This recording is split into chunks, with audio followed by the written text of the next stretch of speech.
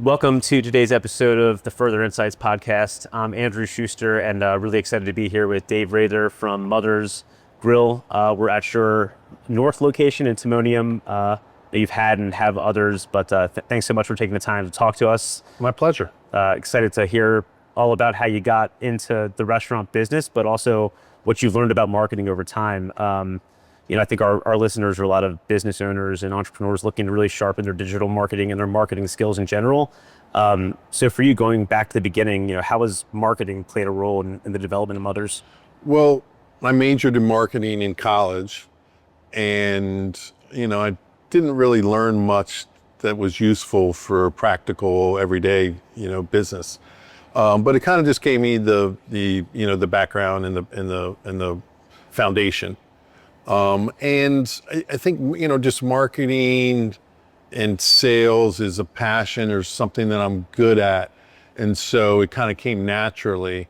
And, when you're an entrepreneur, or, independent restaurant owner, you're doing everything. You're doing payroll, advertising, management, operations. You wear a lot of hats, but I wore the marketing hat and, took a lot of pride in building our brand and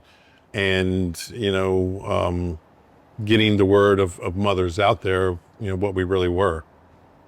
And so from a marketing perspective, has it been everything from word of mouth to billboards? Like what, if anything, has been, would you say, the main driver over time of your growth? Well, we've been doing it for 28 years, so it's evolved dramatically. When we first started, the internet wasn't created. We didn't have cell phones. We didn't have fax machines. So in the 28 years we've been in business, technology has changed, the world's changed dramatically. When we first started marketing, obviously word of mouth is you just do a good job and you hope people are happy and talk about it. It's hard to control that other than just doing a good job in your operation. But as far as advertising, probably the bulk of our advertising initially was the city paper for our Federal Hill location. It just, a lot of the young, bar restaurant goers read it. It was a good way to get our info out to everybody, and pretty much everybody read it. It was like the hippest magazine. And so we knew that, people were going to see that. What year was that when you guys opened? We opened in 97, 98. And, we had a long run with city paper before print went out of business, pretty much. About that time we were also doing TV. We did a bunch of TV commercials.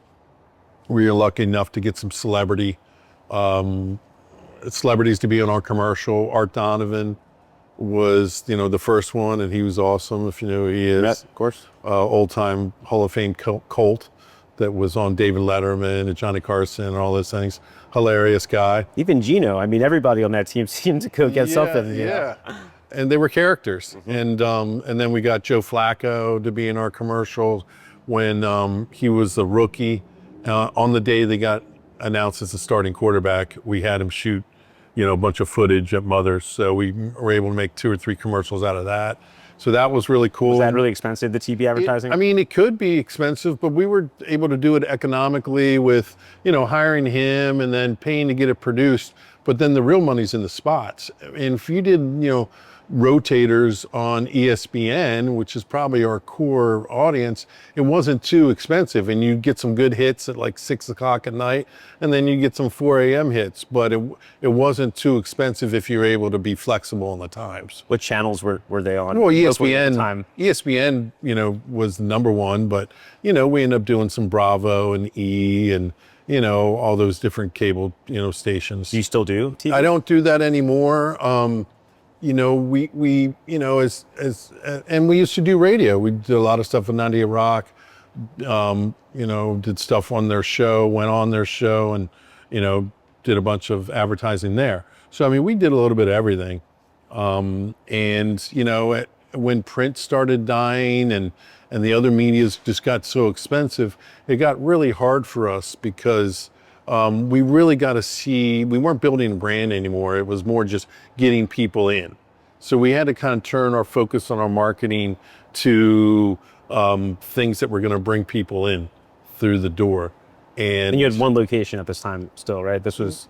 Just Fed Hill. Yeah, this was just Fed Hill. So, so we started to switch our marketing to more, customer base, where we got into a rewards network where it's people that get their rewards points through American Airlines, Southwest, Amazon. There's like 20 like 08, different 09, companies. somewhere around there. Yeah, maybe, about when we started. We've been in it a long time.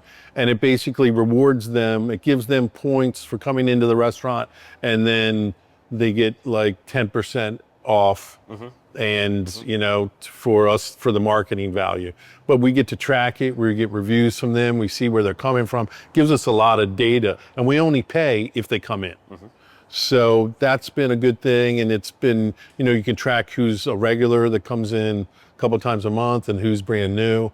And so that's been a way, that we've been doing some advertising. We also did something with credit card companies where we would market through the credit card companies to customers that haven't been into our location, but went to restaurants right around us.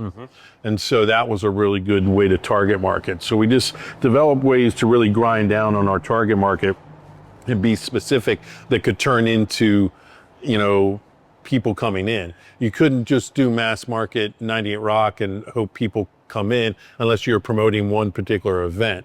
It just makes it hard to see a return on that investment. But for a while, that's how it worked, right? I mean, I started up with the Baltimore Sun and did digital media and digital advertising, but print was the go-to. Billboards, we had, pretty much control of the market. If you wanted to target a specific location and blast it, you could. I don't know if the same capability exists today, but I guess when you started to see that sea change happening, you couldn't rely on just, city paper anymore.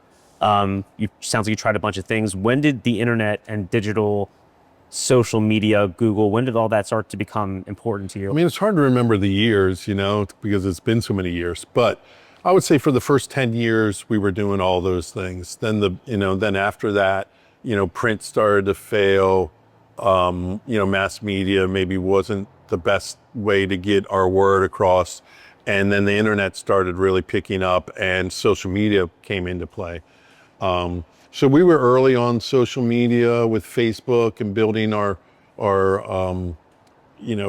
friends and, Twitter and the other, social medias. We had a person that was a bartender that wanted to learn about it. And then so she kind of built our pages and we started doing some advertising. We ended up doing some like clinics and seminars at Mother's and brought in some special, guests to just talk about it in the early days and just, kind of be a hub for learning about social media marketing. And so now that's mainly what we do. I mean, that's probably 80% of our marketing is social media marketing, where we can really grind down on people that live within 5 miles of here and are more likely to come. And so we're not wasting a lot of money hitting people that may be an hour away that are never coming here unless they're, up here for a particular reason. So I think that's been a good way to streamline our marketing and hit our direct target market rather than just wasting a lot of money. Totally. No, I think a lot of people are either trying to do too much with social media or not doing it at all. And it sounds like you guys have always been, kind of on the cutting edge and trying new things to see what works. But would you say now that social media, I would say, is fully cemented as the primary media source for people? What was the city paper is now, Instagram, whatever. As a marketer, as a restaurateur or business owner, do you like that? Do you like where social media is? Do you feel you're in control, or do you kind of miss that, simplicity of one single source that could drive that much traffic? It was easier when it was just city paper and then occasionally some cable TV or radio.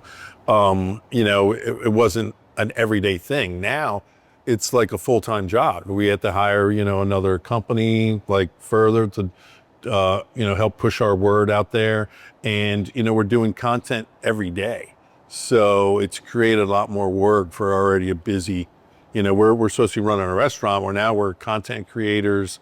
We're, developing images. We're, social media marketers as well, because we have to put so much time into it.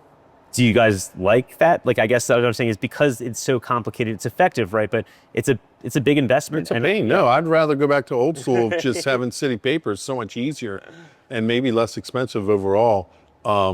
So, but I mean, it's the evolution of the times. I mean, and, you know, so you got to evolve, especially in this business. So it is what it is. Can't look backwards. And we just try to, we're just more choosy about where we spend our marketing dollars. And we know we have to be in social media, and we'll do some stuff with 98 Rock. I haven't done stuff with TV, in a while, but, we'll do some mass media stuff occasionally, but it's more, social media focused. Well, all that said, you just launched your own podcast, which I'm a huge fan of in general, podcasts for businesses, but, you guys have made the commitment and you've jumped into, sharing your perspective and, connecting with your customers online. And I think it's just something a lot of people take for granted, that it's, either easy or they try too hard or whatever. But it seems to have like a genuine connection with your customers and your community and your audience.